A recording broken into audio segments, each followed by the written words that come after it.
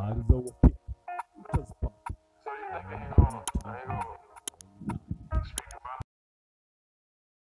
Ama tamko letu la kuwashauri viongozi wetu wa kamati ya utendaji wa klabu ya Yanga. Kama mnavyokumbuka kwamba baada ya mechi ya tarehe 8 mwezi wa Machi huu kuvurugika pale uwanja wa Benjamin, klabu yetu walitoa tamko rasmi ambalo lilionyesha kwamba hatutacheza tena mechi ya marudiano na wenzetu Simba, kwa sababu tuliamini kwamba tumeshamaliza mechi ile. Lakini katika taarifa ile, klabu kupitia kamati ya utendaji kwenye tamko lao waliainisha mambo mengi. Moja ya vitu ambavyo wamevielezea ni kwamba tumepata hasara zaidi ya milioni 58 ambazo zimesababishwa na baadhi ya watu wachache ambao walivuruga mechi ile. Lakini pia walidai kwamba ni vizuri tukapewa pointi 3 kwa sababu tulitimiza kila aina ya kanuni ambayo ilitakiwa kwenye mechi ile. Lakini wakaenda mbali zaidi kwamba wanachama, wapenzi na mashabiki wetu wamesumbuka, wamepata tabu kutoka mikoa mbalimbali na hapa Dar es Salaam pia kwenda uwanjani kuisupport timu yetu, lakini mechi haikuwepo. Hivyo ni usumbufu ambao umefanywa na baadhi ya viongozi wachache wenye mamlaka ya kuongoza mpira wa nchi hii. Waliwapa TFF masaa 72 kujibu barua yetu. Tunaamini barua yetu imejibiwa na klabu haikuridhika na majibu ya barua ile, ndio maana klabu yetu wamekata rufaa FIFA, kwa maana ya chombo kinachoshughulika na migogoro ama usuluhishi kule kasi. Imani yetu kama mkoa wa Dar es Salaam, kwanza tuna imani na viongozi wetu. Tunaamini wamefanya hivi kwa maslahi mapana ya klabu yetu, na sisi kama mkoa tunawaunga mkono kwa jitihada hizo, na tunasema swala hili tunaliacha mpaka hapo tamko kutoka kasi litakapotolewa. Tunaamini kwamba viongozi wetu wako makini. Viongozi wako makini na wako tayari kwa maana kwa ajili ya kuitetea klabu yetu.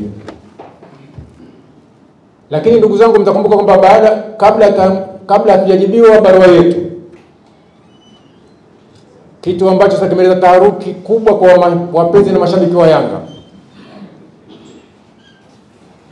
ni pale baada ya rais wa shirikisho la mpira wa miguu nchini TFF alipoibuka na kuanza kutoa shutuma, dharau, kejeli na matusi kwa wanayanga.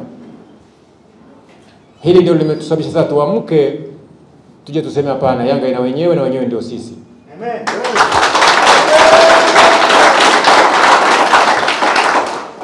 Kwenye kauli ya rais wa TFF ambao alipigiwa simu na kituo kimoja cha radio, akaulizwa swali, lakini badala ya kujibu swali alianza kuwashutumu, kuwatukana, na tunaamini alitulenga sisi kwa sababu sisi ndio tuliandika barua kupeleka TFF. Kwa shutuma zile ama kejeli zile ama dharau zile ziliwalenga wanachama, wapenzi na mashabiki wa Yanga.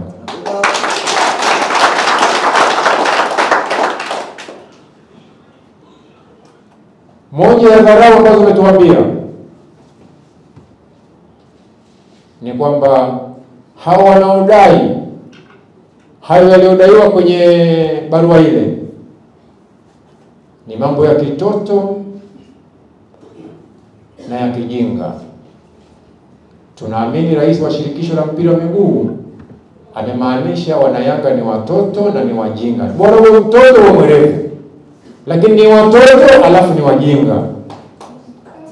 Hili limetukera, limetuudhi na limetusikitisha kama wanayanga.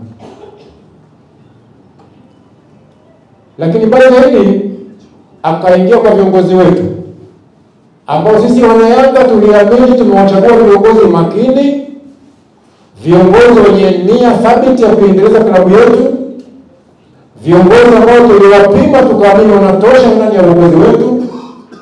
Akasema nao wana makando kando, kwa hiyo wale tunawaambia awajibishe bodi ya ligi nao waangalie viongozi wao wana haki gani ya kuendelea kuongoza wakati nao si waadilifu. Hili nalo tunadhani rais wa TFF ama rais wa shirikisho la mpira wa miguu nchini ametukosea sana Wanayanga. Labda aje atuambie sasa, sababu sisi hatuoni, hatujawahi kuona ubora wa viongozi wetu, na lazima tungeona ubora wa viongozi wetu tungesha wawajibisha. Yanga hatuna sibili na mtu mbovu kwetu. Amen. Labda sasa rais atuambie ubora wa viongozi wetu ni upi, udhaifu wa viongozi wetu ni upi, ili tuone kama tunaweza kuwajibisha, tuwajibishe, kwa sababu hatuwezi kukaa na watu wabovu na sisi pia. Tunaamini kabisa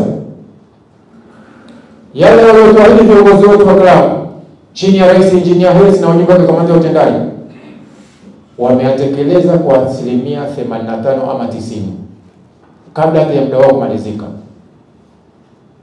Leo kutuambia viongozi wetu ni wabovu, rais ametukosea sana Wanayanga. Mbali zaidi sasa, rais wa TFF akasema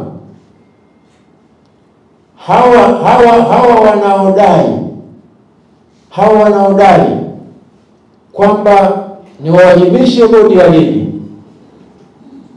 wasinijaribu, wasitujaribu TFF. Tutakuwa wakali na kuchukua hatua stahiki. Tunajiuliza, hivi kumwambia kwamba tunahitaji kupata kanuni iliyoahirisha mechi ya Machi 8 tunamjaribu? Hivi hatuna haki ya kuhoji kwamba kanuni gani inatumika kuahirisha mechi ya tarehe 8? Hivi haoni thamani ya Yanga?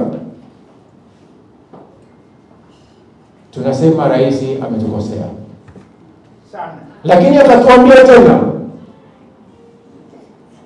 kwa maelezo ya rais, akatuambia tena wale wanaodai mambo haya watuachie mpira wetu wakacheze sinema. Dharau kubwa sana. Hili nalo tunaona bado ni dharau za rais wa shirikisho la mpira wa miguu nchini kwa wanachama na wapenzi na mashabiki wa Yanga Afrika.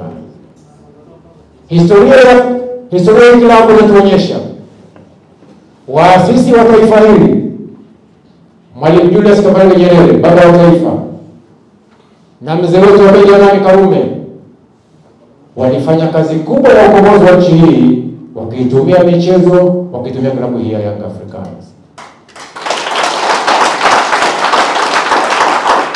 Uhuru wa Tanzania ambao ulipatikana mwaka 61, klabu hii ina mchango mkubwa sana. Madhumuni ya kuanzisha klabu hii ni kuunganisha Watanzania kwenye swala la michezo. Michezo imetuunganisha. Klabu hii haijali dini ya mtu, klabu hii haijali kabila la mtu, klabu hii haijali itikadi ya kisiasa ya mtu. Tumeungana wote kwa nembo ya Young Africans. Hapa kuna watu wa vyama vyote, kuna watu wa dini zote, kuna makabila yote, tumeunganishwa kwa ajili ya Young Africans. Leo mtuambia tumwachie mpira wake tukacheze sinema. Kwanza amedhalilisha tasnia ya sinema nchini. Ndio. Tasnia ya filamu amedhalilisha kwamba ni mchezo mbovu, ni mchezo ambao hauna maana, ni mchezo unaochezwa na watoto na watu wajinga. Young Africa, tuna tawi la Yanga ambalo wamelipa ada, tawi lenye thamani kubwa kwetu, tawi la wasanii ambalo limejumuisha wasanii wote wa hapa Tanzania. Tunamwambia rais wa shirikisho ametukosea. Lakini pia tunasema rais wa Jamhuri ya Muungano wa Tanzania, mama yetu Samia Suluhu Hassan, anapambana sana kuhakikisha kwamba michezo inapiga hatua. Jitihada za rais kila mtu anaziona. Anapambana na mwanamama yule Leo anatokea mtu kutuambia tumwachie mpira wake tukacheze sinema. Tunauliza, hivi tukiamua kutoka wanayanga wote tukacheze sinema, si tuna wasanii tayari, tunacheza filamu tayari, tunaweza kwenda kujifunza filamu kama nilivyokuambia. Lakini je, Rais wa Jamhuri ya Muungano wa Tanzania ambaye anapambana usiku na mchana kuhakikisha kwamba michezo inakuwa, mpira miguu unakuwa, atatuelewaje? Sasa tuna sisi ni wasaliti wa taifa letu? Tunamuomba waziri wa michezo nchini, tunaomba baraza la michezo nchini, hebu waamke, waangalie haya matamshi ya baadhi ya viongozi ambao wanajikinga kwamba hakuna mtu wa kuingilia, wao wanalindwa na sheria ya CAF. FIFA hairuhusu kuingiliwa. Tunaomba serikali sasa iangalie, huyo mtu anatugawa. Nchi inaelekea kwenye chani kesho kutwa mwezi wa 8. Leo na Yanga tunategemea kutoka kumwachia michezo yake. Hamuoni kama tunakuwa tunafanya vibaya kwenye taifa letu? Mtu mmoja anasababisha nchi yumbe. Tunasema haiwezekani.